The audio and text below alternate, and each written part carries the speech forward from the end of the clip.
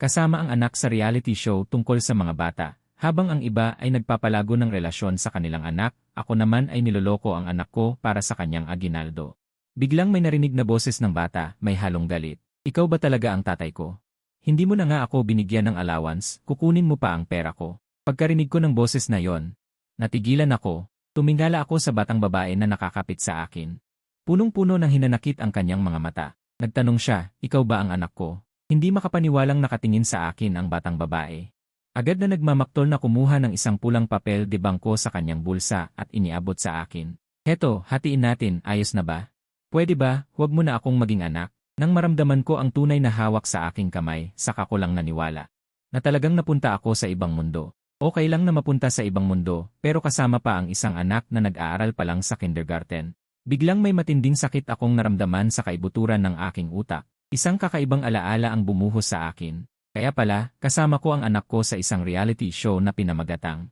Pagkabata, buong buhay ko, nagsanay ako sa paggawa ng mga bagay gamit ang aking mga kamay at minahal ang aking kaliwat kanang kamay. Ngayon, kailangan ko pang mag-alaga ng bata. Parang pinapatay mo na ako. Sa puntong ito, narinig ko ang malakas na iyak ng batang babae sa aking paanan. Si Yuan, alam kong gusto mong umiyak. Pero pwede ba, huwag ka munang umiyak? Sino ang nakakaalam na mas lumakas pa ang iyak? Sakto namang. Dumating ang direktor sa puntong ito. Isang lalaki na may dalang kamera, naguguluhang nakatingin sa aming mag-ama. Ano, malapit na tayong magsimula? Subukan mo munang patahanin siya.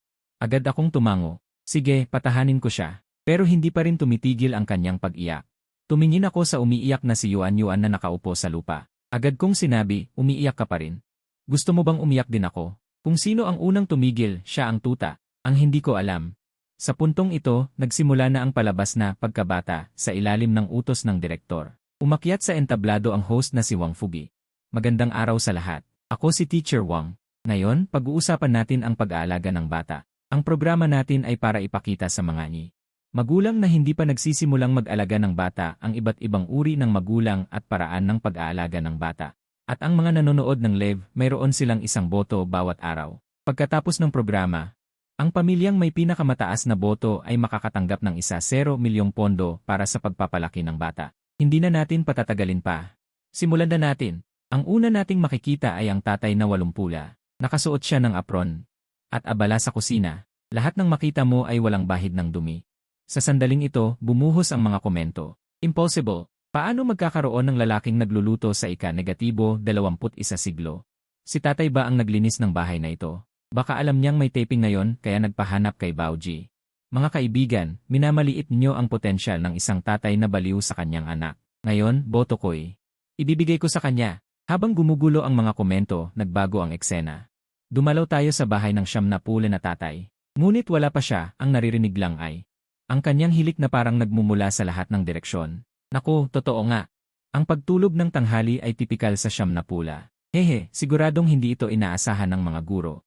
Magkaiba ang mga taong nahuhuli sa klase, pero iisa lang ang mga natutulog ng tanghali. Nagbago na naman ang eksena. Lumitaw sa live na programa ang 00 na tatay. Ang naririnig lang ay ang kanyang malakas na boses. Maya-maya, pati ang atmosphere sa studio ay naging awkward. Naguguluhan ang mga eksperto sa pagpapalaki ng bata. Kaya't pinukpok ang mesa at sumigaw ng pagpuna. Kalokohan! Sinira na niya ang bata. Sumang-ayon din ang eksperto sa tabi niya. Mas mahina ang mga 00 sa aspetong ito kaysa sa mga 80. At 90. Ang ilang mga nanay sa studio ay nakaramdam din ng kalokohan. Dapat malaman na ang patuloy na pag-iyak ng bata ay nakakasama sa katawan. Hindi nagmadali si Teacher Wang na magbigay ng konklusyon. Dahil sa kanyang mataas na profesionalismo, nakangiti pa rin siya. CJ, tingnan muna ninyo ang isang ito. Ito. Dapat malaman na ang patuloy na pag-iyak ng bata ay nakakasama sa katawan. Hindi nagmadali si Teacher Wang na magbigay ng konklusyon. Dahil sa kanyang mataas na profesionalismo, nakangiti pa rin siya. CJ, nakita na ninyo ang ating tatlong tatay. Bumoto na kayo para sa tatay na pinakagusto ninyo. At sa sandaling ito, sumuko na ang anak dahil sa aking pag-iyak. Pinahid ng kanyang maputing kamay ang luha at nagmadaling lumapit sa akin. Huwag kang umiyak. Nakakahiya. Balak mo pa sanang gamitin ito para makakuha ng kalamangan. Hindi ka pa nakakuha ng kalamangan tapos kailangan mo pang patahanin ang iyong tatay. Matapos akong tumigil sa pag-iyak. Natahimik ang buong kwarto. Bumalik na naman sa normal ang buhay. Natigilan ang mga nanonood ng live. Hindi, gumagana nga. Anak na naglalambing sa ama. Hindi ko yan pinangarap gawin. Guni-guni lang to, panira ang batang to. Nagpapanggap lang siguro yan. Nagliparan ng mga komento at nagtala rin ang recording studio ng mga boto para sa tatlong magkaibang pamilya. Ang 80 na amang nag-aalaga, nakabigkis ang kamay, nakakuha ng 70,000 boto. Pangalawa ang 70 na ama, nakakuha ng 16,000 boto, habang ako naman ay nakakuha ng 3,000 boto. Hindi man lang umabot sa dulo ng mga nangunguna. Mukhang gustong-gusto ng lahat ang 80 na amang nag-aalaga. Huwag na tayong magpatumpik-tumpik pa, dumako na tayo sa buhay ng katapusan ng linggo. Sa loob ng live broadcast sa katapusan ng linggo, nakahain sa mesa ang masustansyang pananghalian. Tinanggal ng ama ang kanyang apron at sinulyapan ang oras. Pagkatapos ay dahan-dahan siyang lumapit sa silid ng kanyang anak. Nakapagtataka, ang isang magaspang na lalaki ay nagbigay ng garalgal na boses. Sing-sing, anak, oras na para sa iyong pahinga. Gumising ka na at kumain. Dahil dito, nanindig ang balahibo ng mga manonood ng live broadcast. Kagigising pa lamang ni Sing-sing. Hindi pa nakakabawi, hinila na siya ng ama para bihisan. Itay, kaya ko nang magbihis ng mag-isa. Sabi ng guro, ang sariling gawain ay dapat gawin ng mag-isa. Huwag mo akong pakialaman. Hindi pwede. Masyado ka pang maliit. Hindi ka tiyak na komportable sa iyong damit. Bukod pa rito, nag-aaksaya ka ng oras. Malalate ka sa eskwela. Tumanggi agad ang ama. Matapos bihisan, dinala niya si Sing-sing para magsipilyo. Si Sing-sing ay kailangan lamang na humanga. Kinakatawa ng ama ang lahat. Tumango ng may kasiyahan ang dalubhasang tagapag-alaga na si Ding Luan. Magaling, maayos at sistematiko. Handa ang lahat ng maaga, seryoso at masusi. May plano. Ang mga komento ay puno rin ng papuri. Nailigtas ba ni Sing-sing ang kalawakan sa kanyang nakaraang buhay? Gusto ko rin ang ganyang asawa, punong-puno ng atensyon sa kanyang anak. Samantala, sa kapitbahay na 70 na ama, tumigil na rin ang hilik, ngunit ginising siya ng kanyang anak. Itay, huwag ka nang matulog. Mahuhuli na ako. Yay! Ang malakas na tunog ng sampal ay narinig. Direktang umupo ang maliit na bata sa tabi ng ama, na walang humpay na pinapalo ang tiyan ng ama. Diretsong bumaligtad ang ama. Na bumubulong, huwag kang pumunta. Antok na dinilat ng ama ang kanyang mga mata. Tila may naalala siya at bumangon agad. Pupunta ako. Anak, pasensya na, napagod ako sa trabaho kahapon, nakatulog ako. Matapos ang isang magulong eksena, para lamang sa 3 salita, huwag mahuli. Ang mga magulang na ito ng 70 ay masyadong iresponsable, walang kahit katiting na pagpapahalaga sa oras, tinawag silang henerasyon na bumagsak. Hindi walang dahilan. Ang mga live stream ng 3 pamilya ay konektado. May mga papuri sa katapusan ng linggo. May mga nagrereklamo tungkol sa sakit ng tiyan, at mayroon pang ang nagpapasalamat sa akin, hahaha. Epektibo nga ang taktikang ito. Sa unang pagkakataon, tinalo ko ang aking suwail na anak. Kailangan talagang maging isang 0-0 la. Nakikita kong lumilihis ito sa landas. Dahil sa natutunang taktikang ito, ibibigay ko ang boto ko kay Liu Yuan ngayon. Napansin ko rin ang pagdami ng aking live stream sa geometric na paraan. Hinimas-himas ko ang aking baba. Sa ganitong paraan ng paglago, parang maaari ring pagsikapan ang pagtuturo ng aral. Tinitingnan ng ekspresyon ni Yuan Yuan, ako ay mayabang. Alam mo na ngayon na kapag umiyak ka. Nakakainis, di ba? Mabilis na tumango si Yuan Yuan at itinaas ang kanyang hinlalaki. Ngunit itinago ang kamay na mahigpit na nakahawak sa pera sa kanyang likuran. Ang galing mo. Siyempre naman. Ako ang iyong tunay na ama. Ngunit sobra ka naman yatang nag-iingat sa iyong tunay na ama. Lumitaw ang isang mapanuyang ekspresyon sa mukha ni Yuan Yuan, ang 6 na taong gulang na batang babae na ito. Binibilang niya ang kanyang maliliit na daliri. Seryoso niyang sinabi, nasira mo ang 3 sa aking mga alkansya. Babayaran kita ng safe. Hindi pa tapos magsalita, isang pares ng malalaking kamay ang direktang tumakip sa bibig ni Yuan Yuan. Nahihiya akong sinabi sa kamera. Nagsasalita lang ng kung ano-ano ang bata. Huwag niyong seryosohin. Sa loob ng video room, tumayo si Ding Wan at pumalakpak sa mesa. Sinasayang niya ang tiwala ng bata. Kung gagawin niya ito sa hinaharap, paano pa siya paniniwalaan ni Yuan Yuan? Hindi naman siguro ganoon kalala, di ba? Medyo nagmamalabis na ba? Alam mo ba ang sinasabi mo? Ang mga eksperto ngayon ay mahilig magpalaki ng maliliit na bagay. Puno ng pagdududa at panunuya. Namumutla ang mukha ni Ding Wan, pinipigilan ang galit at naggangalit ng mga ngipin. Ano ba ang alam ninyo? Ang mga bata ang kinabukasan ng buong Dragon Kingdom. Sa pagpapalaki niya sa bata sa ganitong paraan. Sa maliit na paraan, iyon ay irresponsible sa bata. Sa malaking paraan, iyon ay irresponsible sa buong Dragon Kingdom. May bahagyang panginginig sa boses ni Ding Wan, ngunit ang mga komentaryo ay puro nag-uudyok. Tama. Tama ang lahat ng sinasabi mo. Hindi napigilan ni Wang Fugi, na kilala sa kanyang pagiging mahinahon, na sumimangot. Iba-iba ang paraan ni Teacher Ding sa pagpapalaki, kaya hindi gaanong mahusay ang mga bata. 6 na taong gulang pa lang si Yuan Yuan, mahaba pa ang panahon. Ilang salita lang, kumalma na si Dingwan. Suminghal si Dingwan at umupo, naghihintay. Sisirain nito ang bata. Sa loob ng live stream, nagsasalita ako ng taimtim. Umiyak ako kanina ng todo. Kailangan mo akong bigyan ng kaunting bayad sa pagod. Kung hindi, maniwala ka, itutuloy ko pa. Hindi ko pa natatapos ang sinasabi ko. Daling kumuha si Yuan Yuan ng 2 malaking papel at ibinilang. Kinuha ko naman ang pera at isinilid sa bulsa ko. Siyempre, hindi ko kailangan ang pera ng bata. Gusto ko lang makita kung gaano kataas ang resistensya ni Yuan Yuan. Pagkatapos, bigla akong tumalon. Diretso akong lumundag sa ulo ni Yuan Yuan. Tumingin sa akin si Yuan Yuan na may lungkot sa mukha. Hindi niya mapigilang mapasimangot. Puno ng luha ang kanyang mga mata, ngunit hindi tumulo. Parang hindi na gumagana ang pag-iyak. Para na ring itinapon sa aso ang 200 yuan. Ngunit ang eksenang ito ay nagpabaliw sa buong live stream. Hindi siya umiyak. Sa edad na hindi mapigilang umiyak, napigilan niya ang kanyang pag-iyak. Mga kapatid, may natutunan na naman akong isang trick. Hindi nakikipagtulungan ang suwail kong anak. Samahan niyo akong bugbugin siya. Sa loob ng live stream ng 80, tinitingnan ni Xing Xing si Zumo ng may awa. Sinasabi sa halos nagmamakaawang boses, "Papa, ayoko nang uminom ng gatas." Sa umaga, sa tanghali, sa gabi, umiinom pa rin. Ngayon, kaya ko nang sumuka ng gatas. Hindi pwede, dapat mong inumin lahat. Maraming bata sa kabundukan ang gustong uminom, ngunit hindi makainom. Ngayon, lumalaki ka. Hindi ka dapat maging mapili sa pagkain. Tinitingnan ni Xing Xing ang gatas sa harap niya. Bumagsak pa nga ang baso sa lupa. Nagkadurog-durog. Ang biglaang pagbabago ay ikinagulat ni Zumo. Nagulat din ang mga manonood sa live stream. Hala, baka expired na ang gatas. Dali-daling pumunta si Zumo sa banyo at marahang tinapik ang likod ni Xing Xing. Sa simulat sa pool, wala siyang sinisisi. Palagi siyang may banayad ng ngiti sa kanyang mukha. Napakatatag ng kanyang emosyon. Ngunit maiiyak na si Xing Xing. Parang nagkasala siya. "Papay. Sorry po. Hindi na po ako magiging mapili sa pagkain." Sabi niya na may pagsisisi sa kanyang mukha. Hindi lang minsan idiniin ng kanyang ama na mahirap kitain ang pagkain at walang dapat sayangin kahit katiting. Ang mga bagay sa refrigerator ay hindi kayang kainin ng kanyang mga magulang. Ngayon natapon na ang gatas at nabasag pa ang baso, nakokonsensya siya sa kanyang mga magulang.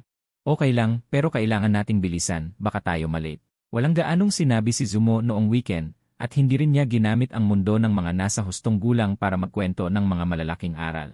Pagkatapos bihisan si Xing Xing, nagtungo sila sa kindergarten. Habang nasa daan, binuksan ni Zumo ang kanyang bibig. Ang mga aral na paulit-ulit nang narinig ni Xing Xing ay nanggaling sa bibig ni Zumo. Dapat pahalagahan ang pagkain, intindihin ang hirap ng kanyang mga magulang, at mukhang kawawa si Xing Xing. Tila naiintindihan niya, tumango siya. Maganda ang tanawin sa daan, ngunit sa paningin ni Xing Xing, tila wala silang kulay. Sa loob ng recording studio, hindi napigilan ng isa pang eksperto sa pagiging magulang na si Liu na sumimangot. Tila hindi pa nakakatawa si Xing Xing. Sa mukha ni Xing Xing, ang nakikita ko ay pagsisisi. Nahuli ng lalaki sa zen ni si Ding na sa gilid. Agad siyang nagtanong, "Ano ang ibig mong sabihin, Teacher Lee?" Kanina binomba siya ng barrage, ngayon may kusang loob na nagsasalita, at ang pinupuntirya niya ay ang isa sa mga pinakapaborito niya. Wala, sinasabi ko lang na parang hindi pa nakakatawa si Xing Xing. Anong masama doon? Umiiyak na yung 00 Teacher Ding, maaaring mali ang pagkakaintindi mo sa akin. Ang gusto kong sabihin ay napakabait ni Xing Xing. Nararamdaman kong iba ang atmosphere. Kahit na walang kapagurang nag-aalaga si Zumo. Pero hindi dapat questionin ang lahat ng kanyang ginagawa. At ang isang basong gatas na yon, kung ayaw inumin, huwag inumin. Ang dami-daming baka sa longgo natin, magkakulang pa ba sa isang basong gatas? Mula sa paghanga noong una hanggang sa pagdududa ngayon. Dumilim ang mukha ni Ding Nuan. Hindi ito ang pamilyang pinapaboran niya. Sa kanyang paningin, walang dudang ang paraan ni Zumo, isang 80 sa pag-aalaga ng bata ay ang pinakamahusay. Ngayon tila bumaliktad na ang lahat. Malamig na bumuntong hininga si Dinglan at sinabi, "Ginagawa ito ni Zumo para sa kinabukasan ng bata." Sa 3 pamilya, walang dudang si Xing Xing ang pinakamabait at masunurin. Sa sandaling nabasag ang gatas, hindi siya pinagalitan, sa halip, inaliw muna siya, at sa daan pa lang siya nagsimulang turuan. Malibang turuan ng bata na pahalagahan ang pagkain. Hindi ko talaga alam kung anong nangyayari sa mga tao ngayon. Iniiwasan ang tunay na isyu. Gusto ba nilang ipagpusta ang kinabukasan ng susunod na henerasyon? Sa kasamaang palad, hindi ito debate, walang makikipagtalo sa kanya. Ngunit walang duda na ang buong tagpo, ang kanyang emosyon ang pinakamatindi, maging si Teacher Wang sa tabi. ay natakot na mawalan ng kontrol ang sitwasyon at dali-daling tumayo upang payapain si Teacher Ding. Alam nating lahat na ikaw ay eksperto sa pagpapalaki ng bata, at ikaw ay responsable para sa mga bulaklak ng kinabukasan ng ating longguo, ngunit hindi pa naman namumukadkad ang mga bulaklak, di ba? Ang mga mata ng manonood ay mapanuri. Titingnan na lang natin ang huling bilang ng boto. Kaya, tingnan natin ang pinakabagong ranggo. Ang may pinakamataas na bilang ng boto sa kasalukuyan ay si Teacher Wang at nagnitnit. Pinigilan ang mga salitang sasabihin. Ang tatlong malalaking karakter na Liu Yuan ay matatag na nakapwesto sa unang pwesto. Pandaraya. Ito ay pandaraya. Tumayo si Ding Nuan at itinuro ang live broadcast at galit na nagsabi. Ang pag-ugali ni Liu Yuan ay talagang nagpapabagal sa kinabukasan ng bata. Bulag ba kayong mga nanay at tatay? Sa sandaling binitawan ang mga salitang ito, nagwala ang buong live chat. Sino ka para diktahan kung sino ang iboboto namin? Ano ang ginagawa mo dito, nagtatatahulan? Eksperto ka pa man din? Gusto kong iboto si Yuan Yuan. Ano ngayon? Subukan mo akong saktan. Habang nagsasalita, ang bilang ng aking boto ay dumami ng husto. Direktang iniwan ang 80 edad ng mahigit 20,000 boto. Nang makita ito ni Teacher He, dali-dali siyang lumabas at nagsabing, mukhang medyo emosyonal sina Teacher Ding at ang mga netizens. Teacher Ding, ikaw nga ay isang eksperto sa larangan na ito, ngunit hindi mo makokontrol ang iniisip ng iba, hindi ba? Kumalma si Ding Nuan, huminga ng malalim, at ipinag-cruise ang kanyang mga kamay sa kanyang dibdib. Umupo sa upuan at hindi nagsalita. Sa live broadcast, ang 80 edad ay walang dudang ang pinakaunang dumating. Kahit hindi pa bukas ang gate ng kindergarten, binuksan ng security guard sa gate ang gate nang makita si Zumo. Dinala si Xing Xing sa silid-aralan. Ang maliit na katawan ni Xing Xing ay nakaupo ng tuwid at inilabas ang mga libro para sa araw na ito mula sa kanyang bag. Ang malambot na sikat ng araw sa tanghali ay sumisikat kay Xing Xing at Zumo. Sabihin mo, ang eksenang ito ay medyo maganda. Hindi tulad ng 80 edad na si Zumo, ang 70 edad na si Du Ziteng. Ay dali-daling dinala ang kanyang anak na si Duki palabas ng bahay. May hawak din silang tinapay at gatas. Ang maikling binti ni Duki ay tumatakbo ng napakabilis upang makasabay sa kanyang ama na nag-iwan pa ng afterimage. Haha, gaya ng inaasahan, 70 kid. Ang pagiging maaga ay talagang imposible. Tungkol naman sa aking live broadcast, mas tahimik ito dahil ang aking sasakyan ay isang lumang bisikleta. Si Yuan Yuan ay nakaupo sa ibabaw ng bisikleta, nakahawak sa handlebar. Ang kuha ay angkop para sa pagsulat ng isang harap ng almusal kung saan nakita ako ng matandang lalaki at si Yuan Yuan mula sa malayo. Sanay na niyang dalhin ang pagkain sa mesa. Haha! Yuan Yuan, ang aga mo. Mukhang malilate na naman tayo ngayon. Umiyak. Hindi ba dahil sa tatay ko? Kung hindi dahil sa kanyan, hindi pa niya natatapos ang sinasabi niya. Biglang umangat sa ere si Yuan Yuan. Nahihiya akong magpaliwanag kay Lolo niyo, Lolo. Ayaw pumasok sa eskwela ng batang ito kaya umiiyak. Pagkatapos kumain, sumakay ako sa aking lumang bisikleta. Tamang-tama sa oras kong inihatid si Yuan Yuan sa silid-aralan. Tinitigan ako ng anak ko at sinabi, tandaan mo na sunduin mo ako pagkatapos ng klase. Huwag mong kalimutan ang baby. Nahihiya kong sinabi, paano ko makakalimutan? Ang cute-cute ng baby ko. Mag-aral kang mabuti at umunlad araw-araw. Kung hindi ka makapag-aral, matulog ka na lang. Kung hindi ka makatulog, kumain ka na lang. Basta binayaran ko na.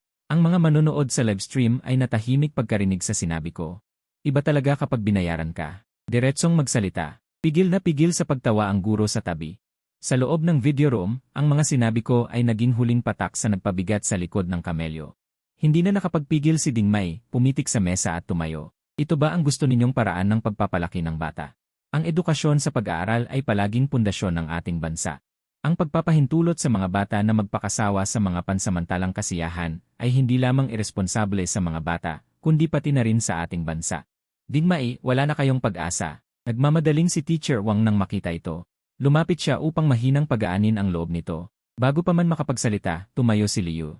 Hindi ako sumasang-ayon sa pananaw ni Expert Ding. Ang mga anak ng tatlong panauhin natin ay hindi lalampas sa 10 taong gulang. Ang pagpapataw ng pasanin ng kinabukasan ng bansa sa kanila ay sa tingin ko ay kayong mga matatanda ang nababaliw. Hindi ba't ang layunin ng kindergarten ay para malaman ng mga bata kung ano ang kaya nilang gawin? Kung ano ang hindi nila kayang gawin?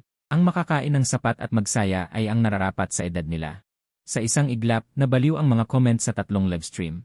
Si Teacher Lee ang tunay na eksperto. Kung ano ang edad, dapat gawin kung ano ang nararapat sa edad na yon.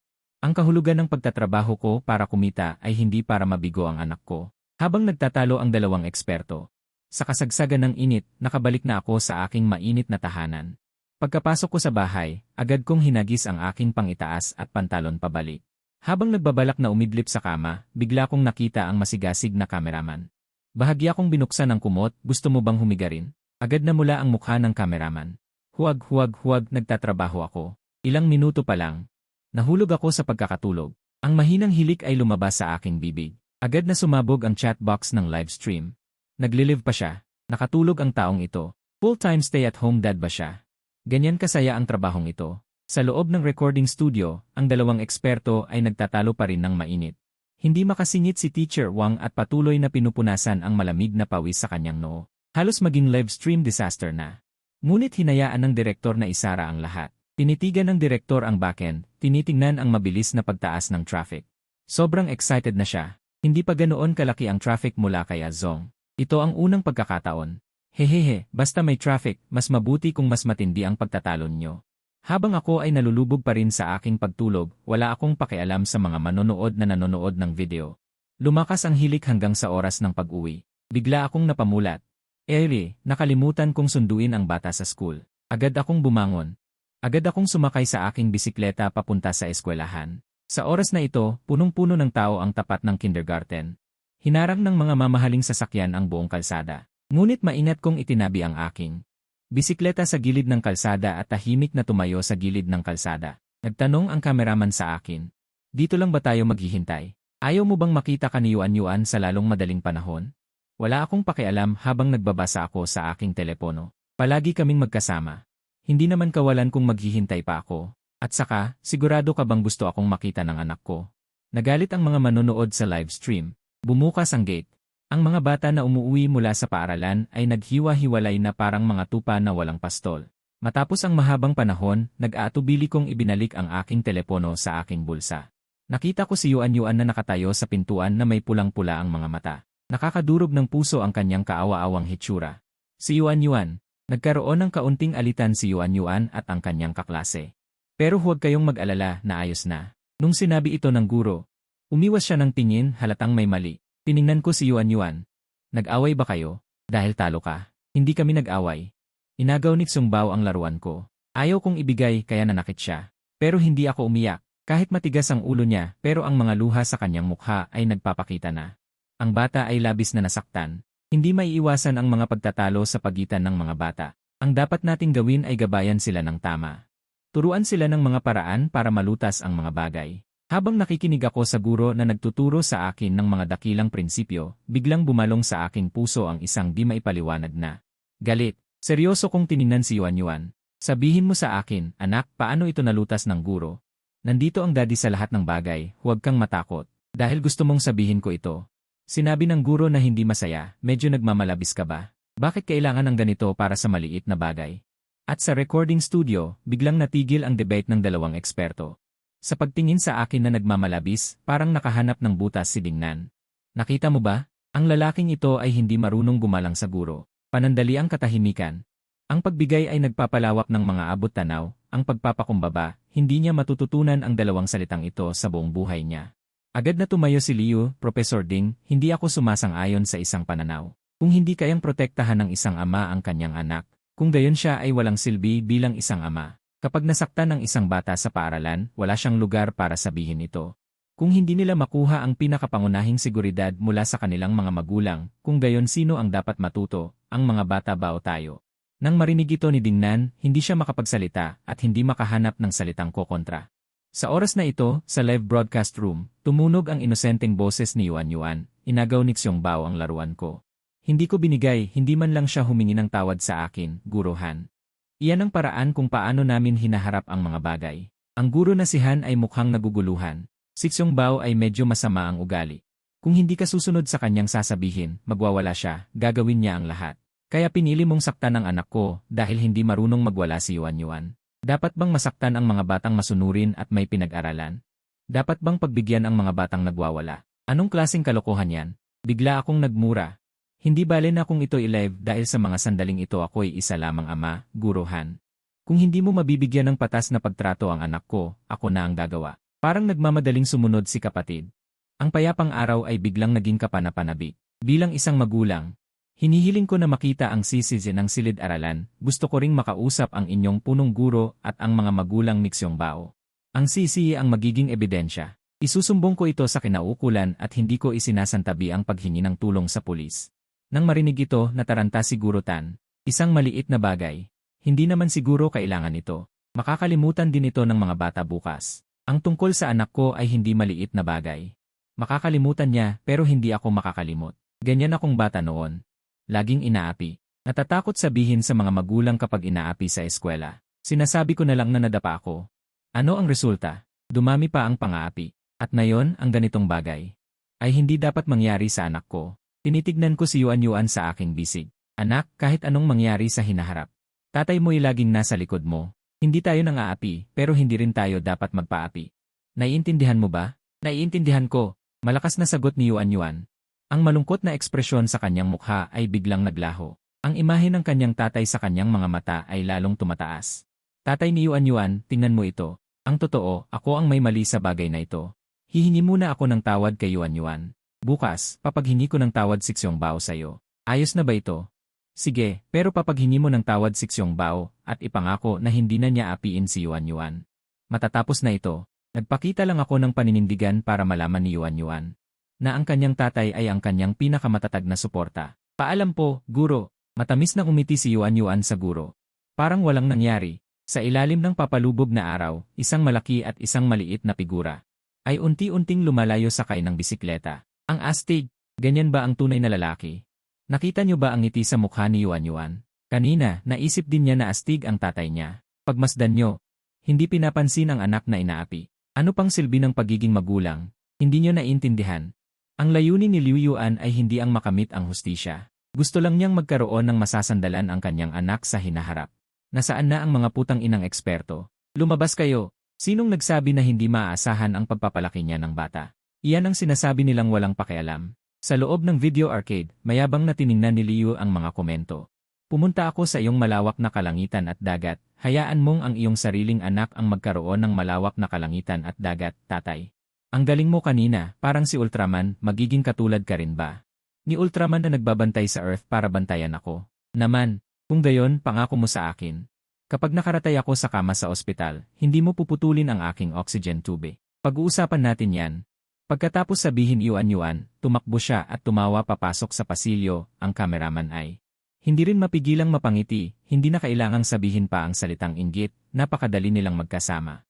Nakikita mo ba, baguhin ang iyong pag-isip kung tinanggap ni Liu Yuan ang paraan ng pagtrato ng guro. Ganito pa rin kaya ang pakiramdam ni Yuan. Sa sandaling ito, si Liu Yuan ang naging higanteng liwanag sa puso ni Yuan. Isang higante ng liwanag na hindi mabibigo. Sa kabilang banda, ang 80 isdad ay nakaupo sa isang upuan na nag-isip. Paminsan-minsan ay tumitingin sa kanyang relo, oras na para umuwi, ngunit lahat ay nakaupo sa kanilang mga pwesto. Na walang balak na umalis. Makalipas ang isang oras, binitawan ni Zumo ang kanyang trabaho. At nagmamadaling umalis. Pagdating sa bahay, nakaupo si Xing Xing sa sofa at nanonood ng A. Xing Xing, patayin mo ang A at magbasa ka na, ipagluluto ka ni Daddy. Nang marinig ang sinabi ng kanyang ama, nawala ang ngiti sa mukha ni Xing Xing at atubili niyang pinatay ang AC. At masunurin na umupo sa kanyang mesa. Hindi nagtagal, inihain ang mga pagkain na tila walang gana. Walang kahit isang piraso ng karne na makikita sa loob, at sinasabi pa na hindi ito mabuti para sa katawan, at kailangang kumain ng maraming gulay upang madagdagan ang mga bitamina. Daddy, pinapunta kami ng guro bukas para magtinda, gusto kong magbenta ng mga laruan. Seryosong sinabi ni Zumo, hindi maganda ang mga laruan, kung hindi maganda ang pag-aaral ng ibang mga bata. Sisisihin ka nila sa mga laruan na iyong ibinebenta, magbenta ka na lang ng candy. Malumanay ang tono ni Zumo. Ngunit nagpapahiwatig ng pagiging hindi mapag-aalinlanganan. Gusto niyang tanungin si Xing Xing ng taimtim, ngunit si Zumo pa rin ang gumawa ng desisyon sa huli. Medyo nadismaya si Xing Xing, candy na lang. Hindi ko alam kung paano sabihin. Mabait ang 80 isdad, pero parang may pagpipigil, sang-ayon ako sa nasa itaas. Ang pakiramdam ko sa 80 na ito ay hindi pinapayagan ang kanyang anak na gumawa ng kanyang sariling mga desisyon. Ang pagmamahal ng ama ay parang bundok. Minsan ang bundok ay hindi lamang maaaring protektahan ang mga tao, ngunit ang bundok ay maaari ring pumatay sa iyo. Isang lumitaw na bullet comment. Lahat ay nakaramdam ng di maipaliwanag na awa. Hindi ba't si Xing Xing ay parang binabagsakan ng bundok ngayon? Habang ang aking live stream naman ay nagkakagulo. Papa, itlog. Papa. Bili na po tayo ng ice cream, Papa. Papa. Buhat ko ang sandamakmak na gamit at inosenteng tumingin sa aking anak na si Yuan Yuan.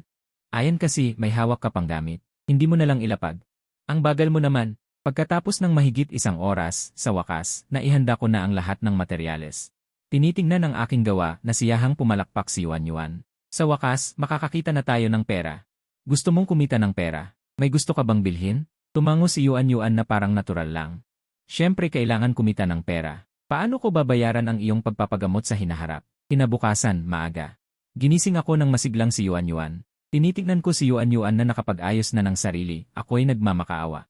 Yuan Yuan, hayaan mo munang matulog si Papa ng kalahating oras. Kalahating oras lang.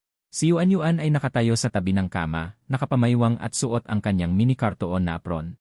Hawak ang kulay rosas na maliit na spatula. Papa, kapag natulog ka pa, tatawagan ko si Lolo. Pagsasabihan kanya ng husto, umakyat ako sa kama na labag sa aking kalooban, ngunit si Yuan Yuan ay inaalo ako na parang isang bata. Ang bait ng papa ko, luto na ang pagkain, bilisan mong kumain. Aalis na tayo. Ang eksenang ito ay agad na nagpatahimik sa mga nag-aabang sa live stream. Kung hindi ako nagkakamali, si Yuan Yuan ang nagsabi na siya ang nagluto ng almusal. Anong klaseng anghel na anak ito? Sa hapagkainan, mabilis kong kinain ang aking pagkain at pinuri, ang galing-galing talaga ng luto ng anak ko. Pero bakit hindi ka kumakain? Gumala ang mga mata ni Yuan Yuan. Siyempre kailangan unahin si Papa kapag may masarap na pagkain. Pagkatapos niyang sabihin yon, may kumatok sa pinto. Pagbalik ko, hawak ni Yuan Yuan ang delivery at nahihiyang tumingin sa akin. Anak, ano ang ibig sabihin nito? Nanlaki ang mga mata ni Yuan Yuan.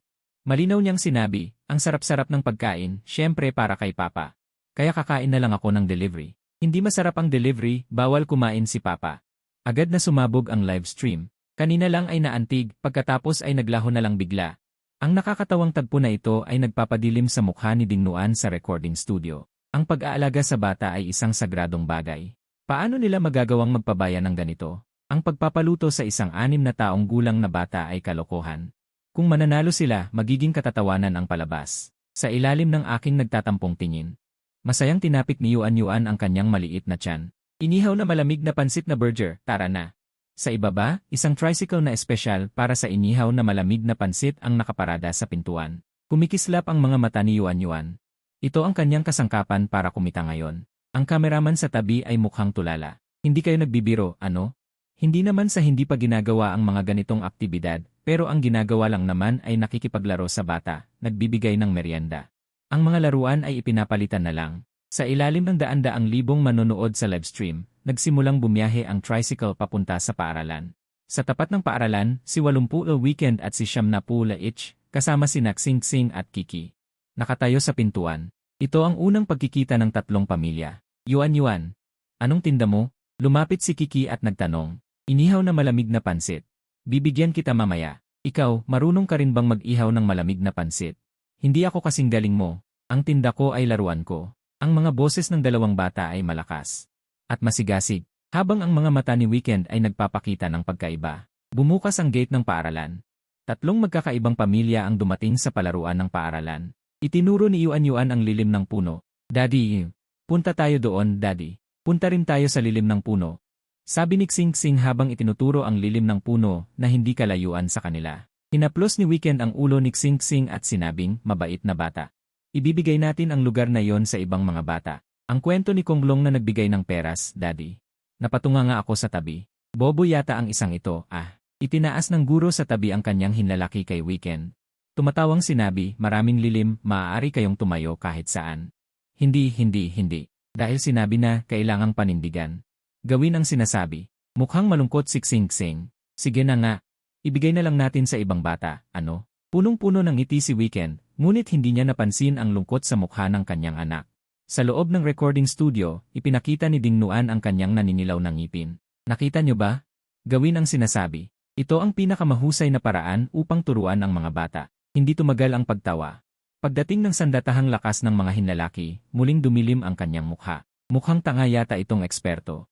Ito ay pagpapakumbaba. Mas matalino pa ang mga asong gala sa kanto namin kaysa kay Zumo. Tignan mo ng mabuti ang mga mata ng aso ni Kazlan ni Deng Daini. Ito ang tinatawag na pagkalugi. Masyadong mapagkunwari itong ama mula sa Bahrain. Lalo kung hindi nagugustuhan si Zumo. Nang magsimulang magtayo ng stall si Xiao Tan, dinala ni Guru Tan ang isang matabang batang lalaki sa harap ni Yuan Yuan. Xiong Bao, humingi ka ng tawad kay Yuan Yuan. Labag sa loob na lumapit si Xiong Bao. May pagtutol pa rin sa kanyang mukha. Sino ang nakakaalam, isang malaking paa ang direktang sumipa sa puwet ni Xiong Bao. Hindi mo ba narinig ang paghingi ng tawad? Sa isang sipa, nawala ang pagtutol sa mukha ni Xiong Bao. Naging takot. Paumanhin, Yuan Yuan. Hindi na kita bubulihin muli sa hinaharap. Dahil sinaktan ka, pinapatawad na kita. Sabi ni Yuan Yuan nang may pagkaadulto. Nagpapakita ng pagkaadulto, nagsuot ng transparent na maskara, tinapik ni Yuan Yuan ang kanyang dibdib. Ngayon, magtitinda ako ng malamig na noodles. Pagkatapos kong gawin, bibigyan kita ng isang bahagi. Ang mga magulang sa tabi. Doon lang napansin ang tricycle sa likod ni Yuan Yuan, na may langis, asin, sarsa, suka, at itlog. Kumpleto ang mga profesional na pasilidad. Hindi ko lang alam kung ano ang lasa. Hindi pa ba nagsisimula? Ang maliit na stall ni Yuan Yuan ang sentro ng atensyon ng lahat. Lahat ay isinasagawa ng maayos. Sanay na sanay si Yuan Yuan sa pagkontrol ng apoy. Napaka-profesional ng mga galaw. Nakaupo si Yuan Yuan sa maliit na bangko. Tumutulo ang pawis sa kanyang noo at nakangiti siya. Habang napakaraming bumibili sa negosyo ng kanyang anak, isang lalaking nasa katanghaliang gulang ang lumapit, kasama ang isang grupo ng mga reporter. Nang makita ang kanyang anak na pawis, isang babaeng reporter ang biglang sumulpot. Little sister. Nagbebenta ka ba ng inihaw na malamig na noodles? Oh, ate. Gusto mo bang tikman? Ang inihaw na malamig na noodles ni Yuan Yuan ang pinakamahusay sa buong mundo. Ang tawag na ate ay nagpasaya sa babaeng reporter. Mas gusto kong makipag-usap sa taong namamahala dito. Hindi ba maganda ang gawa ng anak ko? Bakit ako hinahanap? Tumayo ang punong guro at sinabi, magulang, ang aktibidad na ito ay para sa pagpapaunlad ng kakayahan ng komunikasyon ng mga bata, hindi para matulog ka rito. Tama. Hindi ba't aktibo kaming nakikilahok? Ang punong guro ay mukhang walang magawa, itinuro ang maliit na stall ni Yuan Yuan. Bagamat lumalahok ka, tingnan mo kung paano ginagawa ng iba. Hindi ko nasasabihin, tingnan nyo naman ang anak ko, pagod na pagod. Tumutulong na nga ako. Puno ng tao ang harapan ng maliit na pwesto, iba't ibang papuri ang naririnig. Habang ang cellphone ko. At patuloy na umaalingaw-ngaw ang tunog ng pagtanggap ng bayad. Nagkatinginan kami ng anak ko at mumiti. Hanapin niyo ang anak ko kung bibili kayo ng inihaw na malamig na noodles. Ako lang ang trabahador dito. Inihanda ng maaga ni Yuan Yuan ang inihaw na malamig na noodles at agad itong naubos. Habang dumarami ang tao, bahagyang natataranta si Yuan Yuan, ngunit agad ding kumalma. Nakita siyang kinuha ang malaking speaker sa tabi. Mga kuya at ate, mga tito at tita. Pumila kayo ng maayos. Ang sigaw na ito ni Yuan Yuan ay punong-puno ng lakas, para bang katulad siya ni Little Lee. Sa loob ng recording room, sinabi ni Liu, hindi niyo ba napapansin?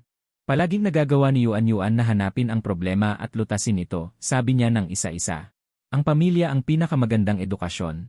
At ito ay umani ng maraming pagsang-ayon mula sa mga manonood. Tanging si Din Kai lamang ang madilim ang mukha at hindi nagsalita. Sa ilalim ng lilim ng puno, nakahiga ako sa silya habang pinapakinggan ang patuloy na tunog ng pagtanggap ng bayad. Halos mapunit na ang bibig ko sa ngiti. At ngayon, puno na ng tao ang maliit na pwesto ni Yuan Yuan.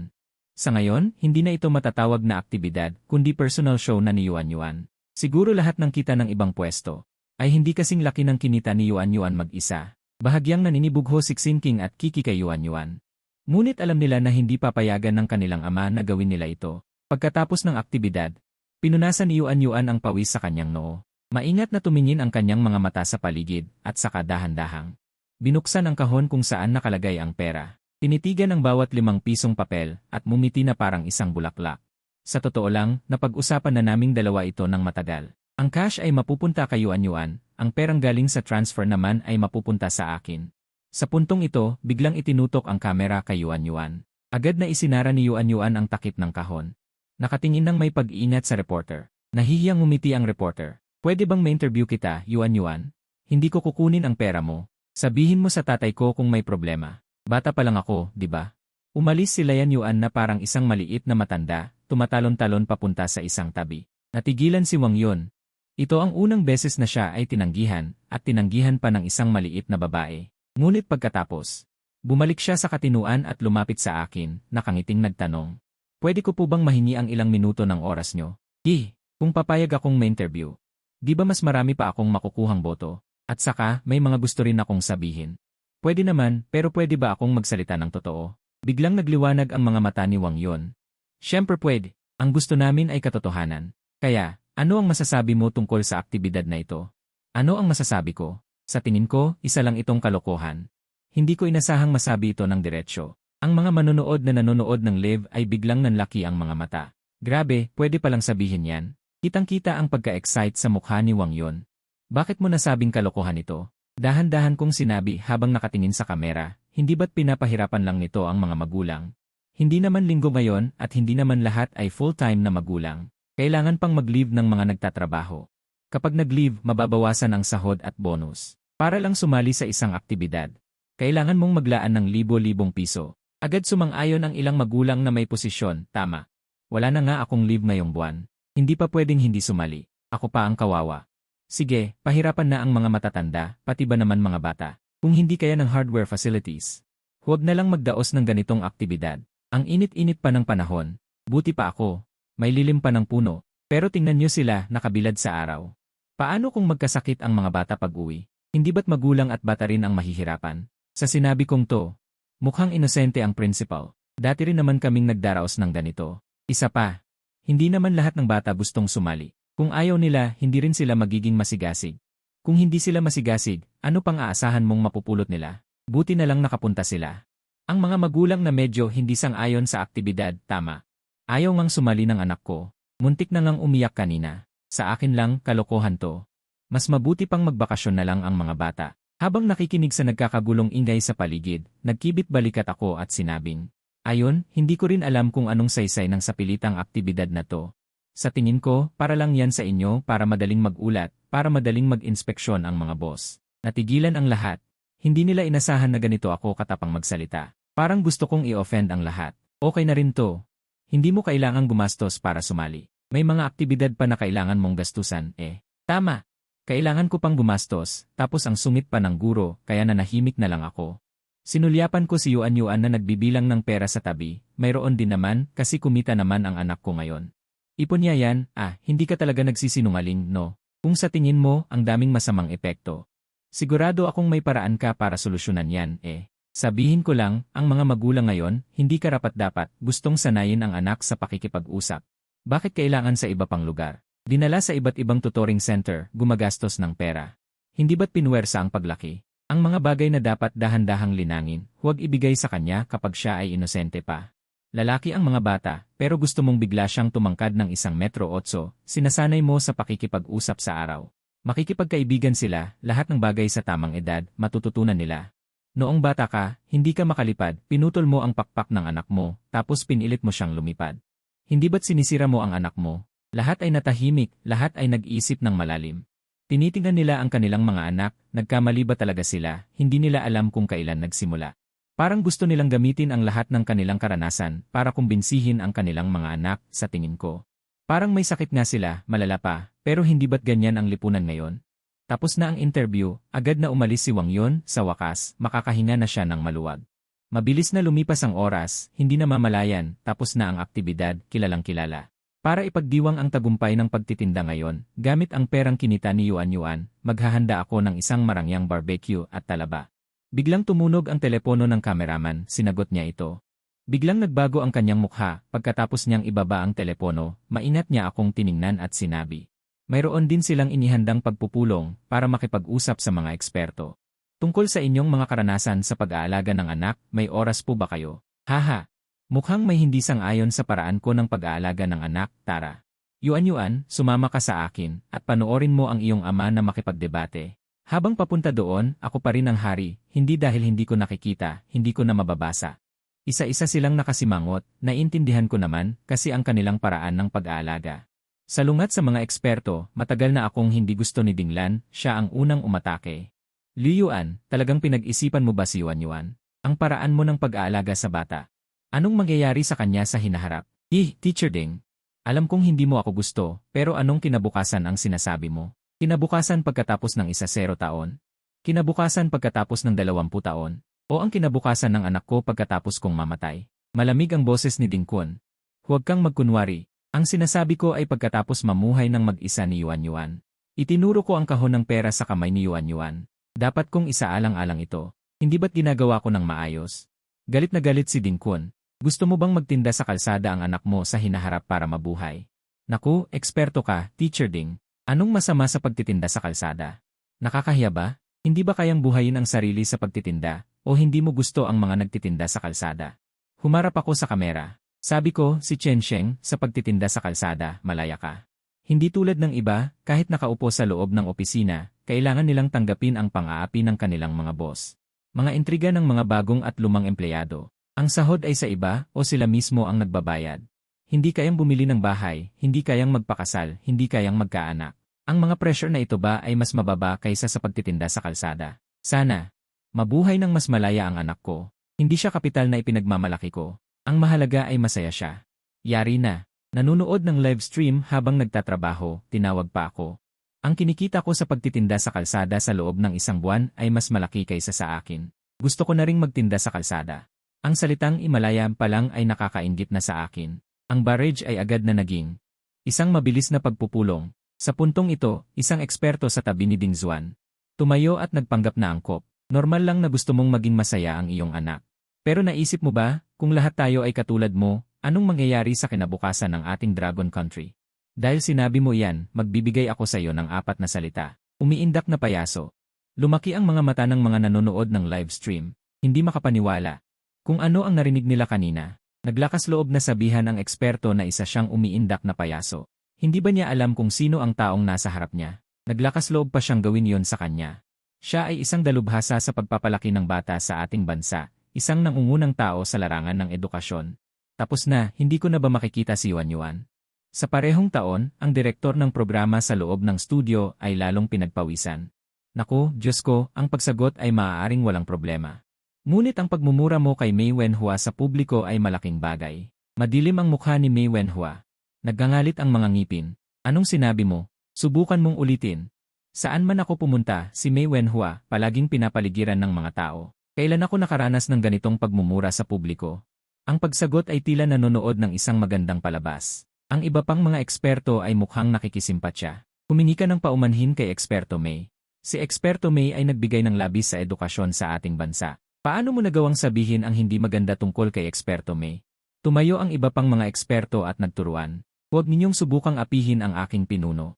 Isang inosenteng boses ang narinig. Mukhang nagulat si Guru Mei. Noong siya ay naguguluhan. Ang batang babae ay tumakbo diretsyo sa entablado. Hawak ni Yuan Yuan ang kahon ng pera sa kanyang mga bisig. Ang kanyang inosenteng mukha ay puno ng galit. Ibinuka ng kanyang inosenteng katawan ang kanyang mga braso at humarang sa aking harapan. Kahit ako ay natigilan. Hindi rin nakapag-react ang mga manonood at eksperto. Kailan naging matapang ang isang batang nasa kindergarten? Wow, karapat-dapat na maging aking matalik na kaibigan. Paano nagawa ni Yuan Yuan yon? Sa sitwasyong ito, hindi ako nangahas na tumayo. Yuan Yuan, narito ako para sa'yo. Ayusin mo sila. Kinuha ko si Yuan Yuan sa aking mga bisig. Maging mabait, anak. Okay lang. Kaya kong ayusin ito. Manood ka na lang. Matapos marinig ito ni Yuan Yuan, iniabot niya sa akin ang kahon ng pera. Papa, kunin mo itong pera. Kaya nating bayaran kung may masira. Sa pagkarinig sa mga salita ni Yuan Yuan, ako ay napangiti ng mapait at bahagyang kinatok ang noo ni Yuan Yuan. Anong iniisip mo? Ang iyong ama ay palaging gumagastos ng malaki. Hanapin mo na si Fugi. Matapos kong aliwin si Yuan Yuan, maingat kong niyakap ang kahon ng pera. Mahinahon kong hinaplos ito. Bakit ako hihingi ng paumanhin? Anong kasalanan ko? Paano ninyo, mga eksperto, nagawang magbigay ng ganoong kalaking hatol? Kahit na ang aking anak sa hinaharap. Talaga bang magtitinda na lang siya? Hindi na ba siya makabayan? Napakaraming taong nagtatrabaho. Araw-araw pagod na pagod, kaya mo bang garantiyahang hindi nila pinangarap ang kalayaan sa ibang bansa?